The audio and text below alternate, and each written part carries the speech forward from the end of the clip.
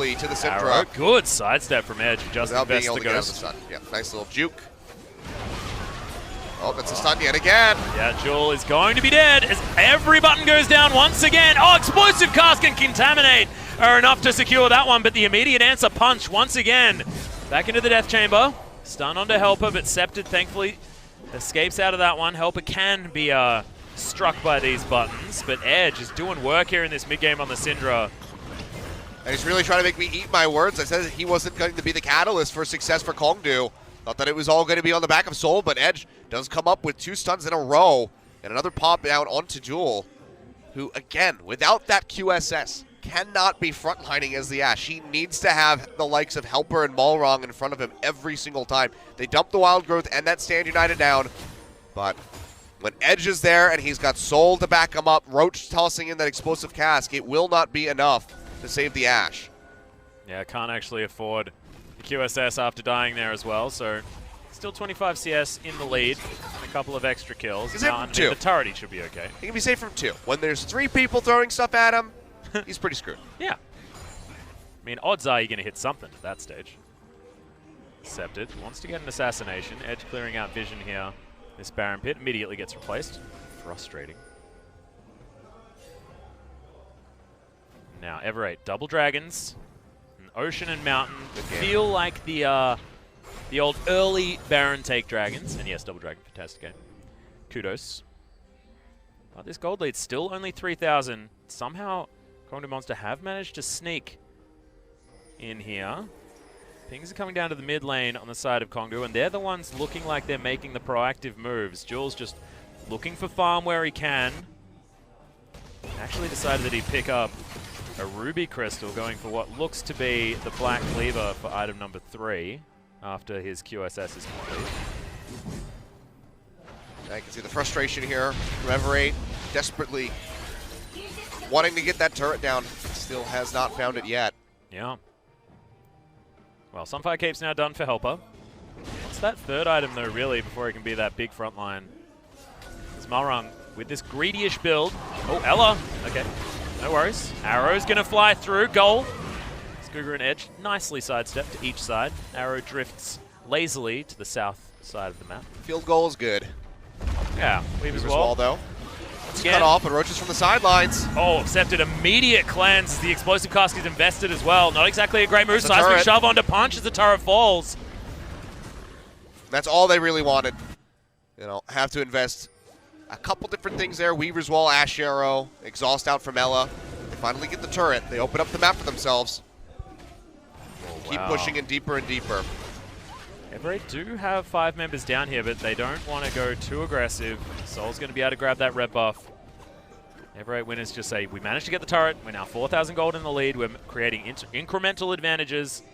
Let's get our items and go home. QSS finally done. Here for Duel. There you go. Play forward to your heart's content. What is it with Scepted and picking up Void Staves without anything else? Like, just outright Void Staves. He's looking for Magic Pen. He wants to chip away as much as he can. Maybe he's never actually found the recipe and he thinks that it's just a single item. This is the most expensive single item I've ever seen. Yeah. Why does everyone need to build it as well? This is so frustrating. Honestly, I think that's something that would be interesting as far as the item meta goes. Adding an item that has no components to build up from, but it has a relatively high cost overall. Yeah, that'd be kind of cool. Something that you could tune to be, you know, pretty damn strong. Yeah, but then you have to make the sacrifice of not being able to buy it until later. Or, you know, not being able to buy anything in between. I think that promotes the snowball meta, though, which is not what we really want. Meaning that if you snowball and you can buy that item, it's busted. It's an interesting concept. Yeah, I like it. I like it. I've never been against snowball, to be honest. But these things sometimes just have to remain as hypothetical. Exactly. Like Seamstress Talia. What a skin. You guys are having quite a go at that one. Oh, man. We had it fully theory-crafted, man. We were ready to go to the planning phase. I reckon. Ticket to the artists. Oh, yeah. Oh, yeah. Arrows available. Duel can actually get something happening here. He's been pretty trigger-happy on it as well. Not exactly as accurate as game number 1, but still doing well. Ever8 are most certainly in a winning position. Good body slam. Oh, that flash from Scepted was 10 out of 10. As it goes over, they do get the taunt onto Roach, who takes a fair bit of damage, and Scepted is low. Can't be in range of this Syndra at any time, as Edge is actually zoned relatively far out of this fight. Roach in trouble, Seismic Shove does it, and Scepted locks it down. Guga gets an arrow to the face and a taunt as well. He flashes, Jewel wants to flash after him, gets in, 2 auto attacks does it, good stun as QSS is used. There's the Weaver's Wall to make sure the Ashe survives, and Ever8 seem to have the answers that Kongdoo don't.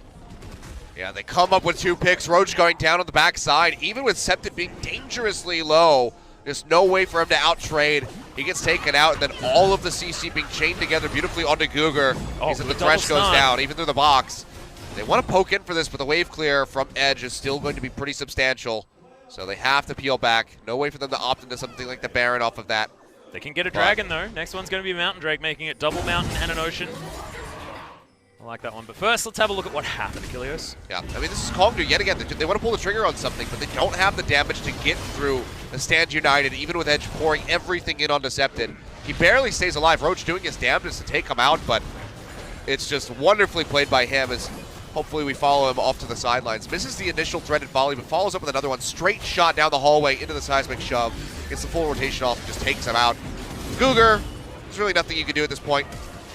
This communication was beautiful, though. Like, just with the fact that Jewel was obviously telling his team, don't worry, I got this kill, I can flash over and get it. Everybody else just trying to zone, making sure the Ashe stays alive, and the QSS there to avoid getting, you know, orb to the face, stunned forever and killed. And Ella's there to back him up. Has the wild growth over the wall to really ensure that he makes it out of there if more of those orbs start coming through from Edge.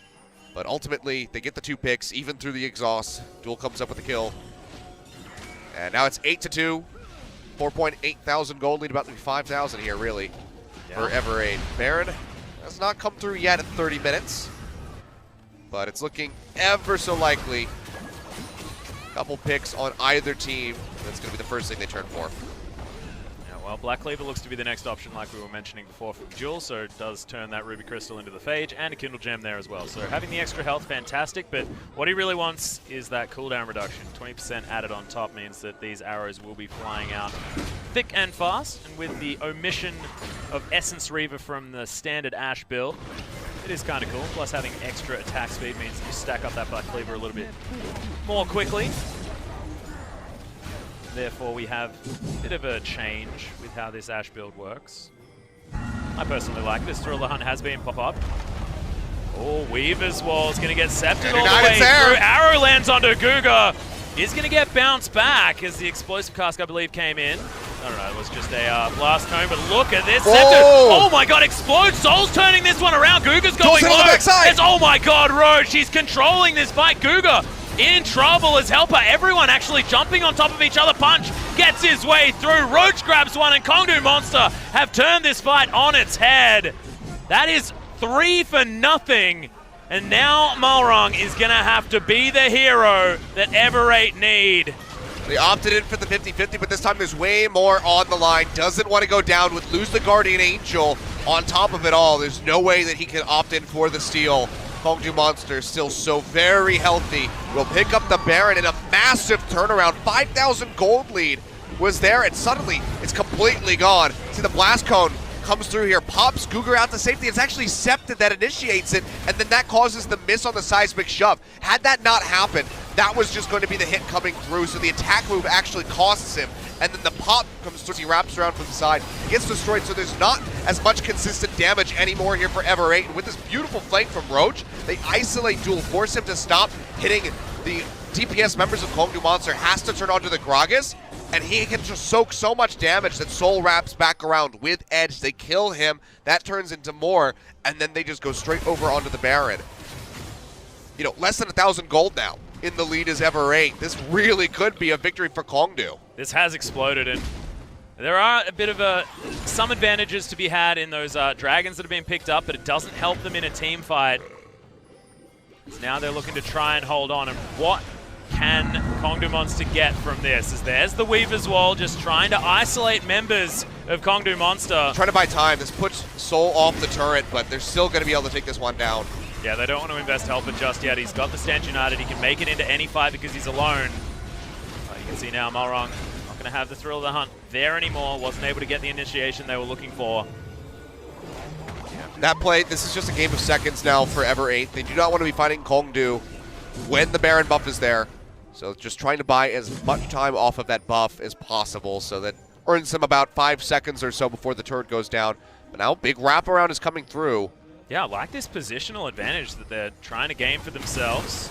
Seismic shove onto Roach, gets him back in. Explosive cast, just casually tossed out. It's a nice tool to get rid of, but they have to be very cautious and conscious of this wave up in the top lane.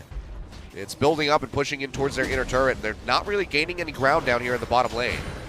And Ever 8 winners have to be very careful as well, because if you're going to try and push against a Twitch with an Infinity Edge and a lot of attack speed, that is a dangerous prospect. Massive minion wave stacking, like you said, towards the top side, and Soul's going to be there to meet it. And it's going to be a 3-man push, powered by Baron, going on to this inner turret. Soul will shred through this thing. See how they want to approach the defense. Cougar poking in from the backside. Roll the hunt from Balrog. Weaver's Wall is very close to Ash being up arrow. as the arrow lands onto Punch. Seismic shove, they get him. Thrown back, just takes himself the lantern. That range was actually very, very lucky as Malrang almost had the jump on him. Okay, Roach not going to find it. And look, the cat is just not able to jump into the backline like Malrang wants to. You can see what's going through his mind, but he just can't really get the initiation he's looking for. Well, they don't get the turret, but they get it dangerously low. But, I mean, this is that critical point here for Soul where he can really just open up on somebody and completely delete them. Until he has the QSS, it's not going to feel like he can just stand wherever he wants, though. Yeah, he can't duel somebody like